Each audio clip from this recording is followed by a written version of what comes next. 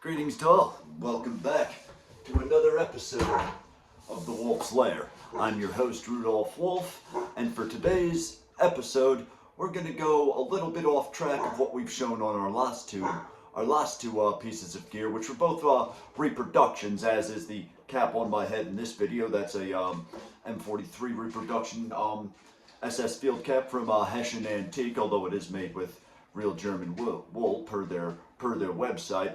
But this piece that I have here today is an original, not a reproduction, but an original M31 mess kit. And these mess kits were issued throughout World War II. It was the standard issue for every branch of the German military. These were not, design-wise, these were not too different from the ones that they issued in the First World War. I believe the M1908 and 1910 respectively, but it was a redesigned version of the same concept that came out in 1931.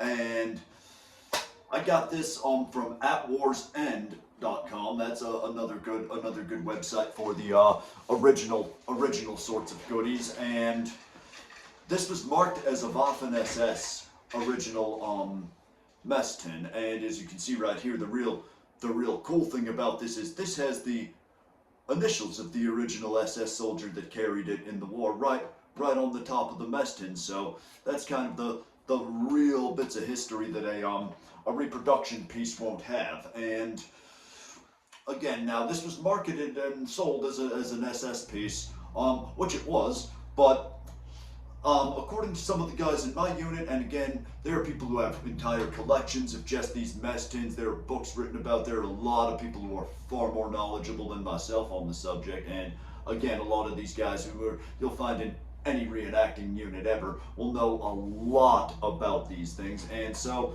within my own unit, this was identified as something that probably began its life as a political mess tin in the early 1930s with either the Sturmabteilung, the stormtrooper brown shirts, or the HJ, the Hitlerjugend, the youth troops. So either way, it was a political tin before the war, and then obviously once the war began, stuff that had been, used on various civilian capacities in Germany or paramilitary capacities in Germany. Now it goes to the front, to the combat zone, and that's what this is.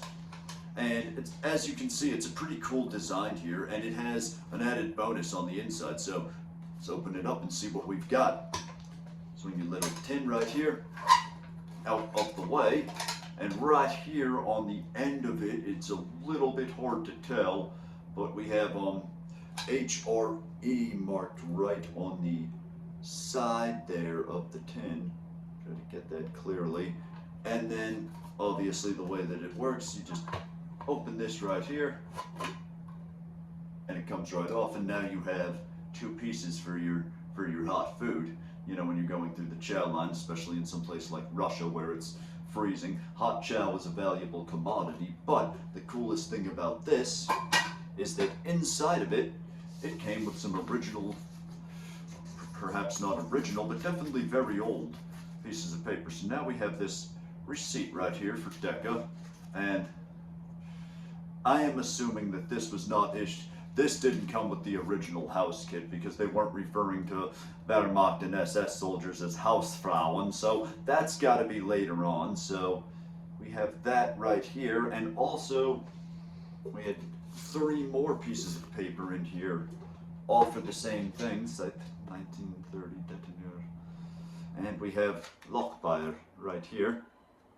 3 of those came with this, complete with its cool goat. And again, this is one of those original pieces that I think in the reenacting hobby, you just see something this unique and distinctive, and it's just, that's too cool to pass up. And it's a great display piece for, public events and things of that nature. Now for tacticals, I would probably go with a reproduction, just because, although the war is reenacted, the history in these is very real, and you jump to cover and land on it and crush it, you'll never find another one. Not for that price anyways, or really not at all, not with this on the top of it. That's certainly one of those unique pieces that kind of humanizes it.